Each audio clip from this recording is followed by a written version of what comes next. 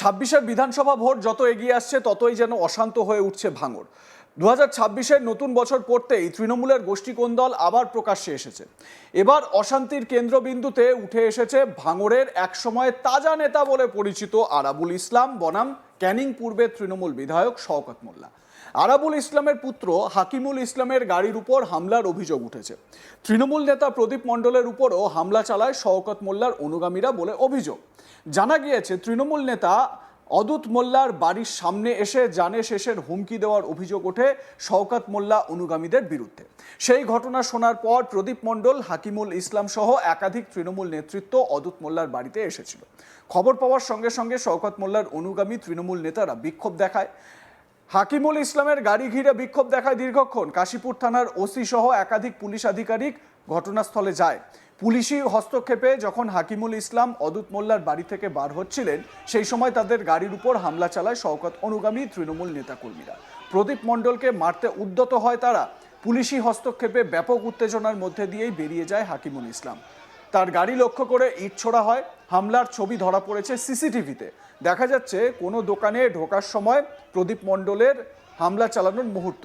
সেই ছবিও আপনাদের দেখাচ্ছি, দেখুন। এই হচ্ছে সেই মুহূর্ত। তৃণমূল কংগ্রেসের গোষ্ঠীকোন্দল কোন পর্যায়ে গিয়েছে এই ছবি দেখলেই তা স্পষ্ট হবে।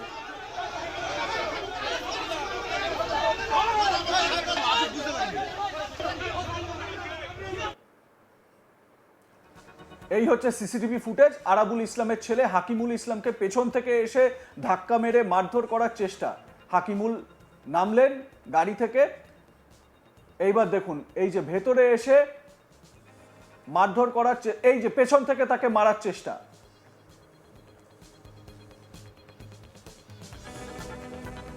তৃণমূল কংগ্রেসের যে গোষ্ঠীকোন্দল কোন পর্যায়ে তা এই ছবি দেখলেই কিন্তু স্পষ্ট হয়। এবং আশ্চর্য মানে আমরা হতে হয় যে পশ্চিমবঙ্গের এমন কিছু জায়গা রয়েছে যে জায়গাগুলো কোনোদিনই শান্ত হওয়ার নয়। তার মধ্যে ভাঙড় একটি জায়গা। সেখানে ভাঙড়ে রাজনৈতিক প্রেক্ষাপটে একটু বদল এসেছে। তৃণমূল কংগ্রেসের হাতছাড়া হয়েছে এই ভাঙড়।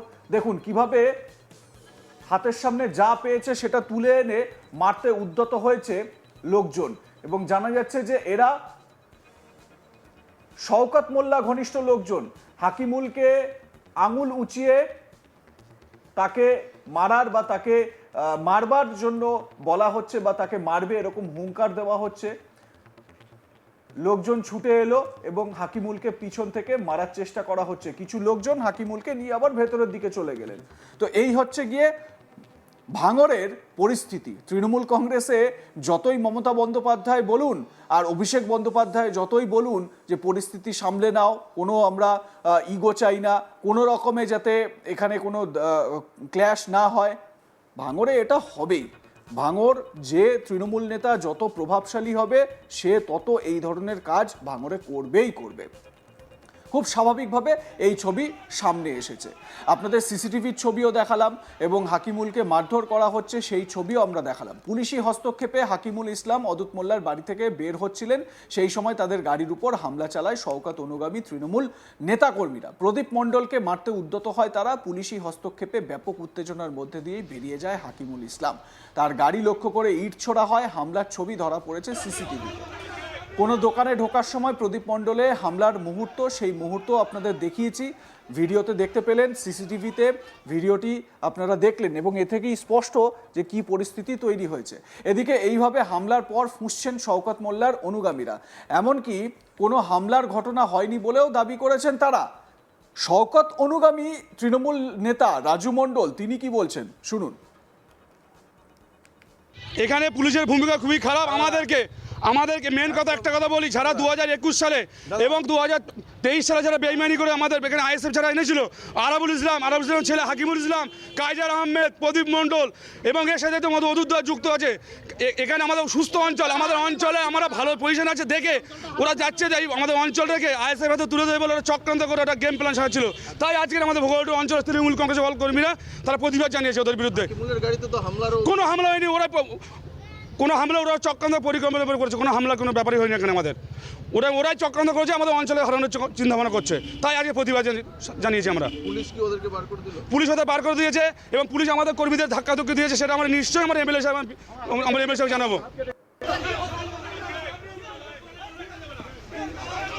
শওকত অনুগামী আরেক তৃণমূল নেতা আলিনুর মোল্লা, তিনি কি বলছেন শুনুন তার বক্তব্যটা। আমাদের প্রিয় অভিভাবক শওকত মোল্লার নামে কুরুচিকর মন্তব্য এবং হাকিমুল সহ প্রদীপ মণ্ডল, যারা দল বিরোধী কাজে, যার বাপ আরাবুল ইসলাম 2021 সালে কল রেকর্ডিং ভাইরাল আইএসএফকে হারানোর চক্রান্ত করেছে এবং বিভিন্নভাবে শওকত মোল্লাকে কোর্টে রিট করাচ্ছে। এই আইএসএফ এর মদতদুষ্ট হাকিমুল এবং প্রদীপ মণ্ডল, তারা এসে ভোগালী 2 নম্বর অঞ্চল তৃণমূল কংগ্রেস ভালো একটা সুস্থ অঞ্চল, সেই অঞ্চলে গ্রুপবাজি করে অঞ্চলটাকে হারানোর চক্রান্ত করছে। তাদের বিরুদ্ধে তৃণমূল কংগ্রেস আইএসএফরা আশ্রিত দুষ্কৃতা 2023 সালতে আইএসএফদের কাউকে মেরে দিয়েছে, কারোর হাত ভেঙেছে, পা ভেঙেছে এই হাকিমুলের নির্দেশে।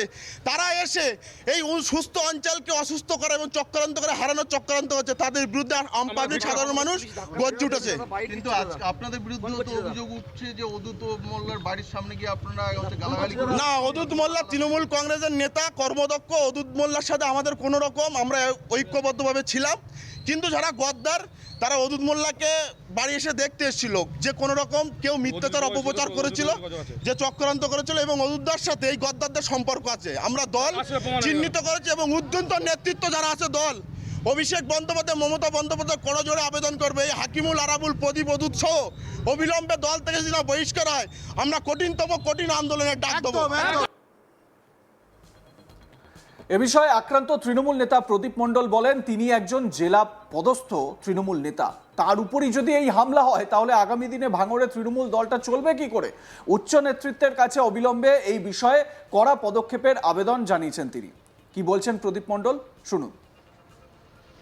রাতে আমরা খবর পাই যে আমাদের উন্নয়নের পাঁচালী এবং এসআইআরের যে টিম রাজ্য জুড়ে আমাদের দলের পক্ষ থেকে করেছে, তাতে ভাঙড়ে আমাদের যে তৃতীয় টিমটা আছে, সেই তৃতীয় টিমে আমাদের মেম্বার এবং আমাদের কর্মাধ্যক্ষ অদূত সাহেবের বাড়িতে হামলা হয়েছে এবং অদূত সাহেবকে শব্দ ভাষায় গালিগালাজ করেছে, আক্রমণ হয়েছে। খবরটা পেয়ে আমি সকালবেলা ওর বাড়িতে একটু দেখা করার জন্য, যেহেতু দীর্ঘদিনের আমরা একসঙ্গে রাজনীতি করেছি, তার প্রতি একটা এত বড় ঘটনা ঘটেছে, তার প্রতি সহানুভূতি জানানোর জন্য বা ঘটনাটা কী ঘটেছে তার মুখ থেকে শোনার জন্য আমি যাচ্ছিলাম। আমি এসে এখান দিয়ে যাওয়ার সময় দেখি হাকিমুল এখানটা দাঁড়িয়ে আছে। হাকিমুল কারা কোথায় যাবে, এখানে একটু অদূতে বাড়ি যাবো, আমরাও যাচ্ছি। আমি বাইকটা এখানে রেখে হাকিমুলের গাড়িতে করে ওখানে যাই। যাওয়ার পরে যেই গিয়ে আমরা একটু বসেছি, ওর সঙ্গে জাস্ট কথা বলছি, ঘটনাটা কী শুনছি, দেখলাম বেশ কয়েকজনকে নিয়ে ওখানকার কয়েকজন আমাদের দলেরই কয়েকজন, তারা এসে নানা রকম নোংরা ব্যবহার শুরু করে দিল। তারপরে কিছুক্ষণ পরে আমরা যখন বেরিয়ে আসছি, ওসি কাশীপুর গেলেন, আমরা বেরিয়ে আসার সময় আমাদের উপর অসভ্য ভাষায় গালিগালাজ, গাড়িতে ধাক্কাধাক্কি, মারামারি, গাড়ি ভাঙচুরের চেষ্টা আমাদের করলো। তারপরেই ওখান থেকে আমরা বেরিয়ে এলাম, ওরাও বললো আমাদের বের করে দিলেন। দিয়ে তারপরে আমরা আসছি ওখান থেকে, সোনপুর থেকে দেখছি যে 2-3টে বাইক আমাদের রাস্তা বারবার আটকাচ্ছে। আমরা কোনো মতেই কাটিয়ে চলে এলাম, এসে এখানটা তাড়াতাড়ি করেছে, গাড়িটা থেকে নেমে উঠতে যাচ্ছে, ওখান থেকে হাকিমুলকে মারছে। মারার পরে আমি জাস্ট ভিতরটায় পা দিয়েছি, আমাকে টেনে নিয়ে ফেলে দিয়েই তারপরে মার ঘুষি আর ওখানে একটা পাইপ করে নিয়ে দাম মারা শুরু করে দিল। আপনাদের মতামত জানান, দেখতে থাকুন আজ তাক বাংলা, সাবস্ক্রাইব করুন আমাদের ইউটিউব চ্যানেলটি, বেল আইকন প্রেস করুন নোটিফিকেশন পেতে।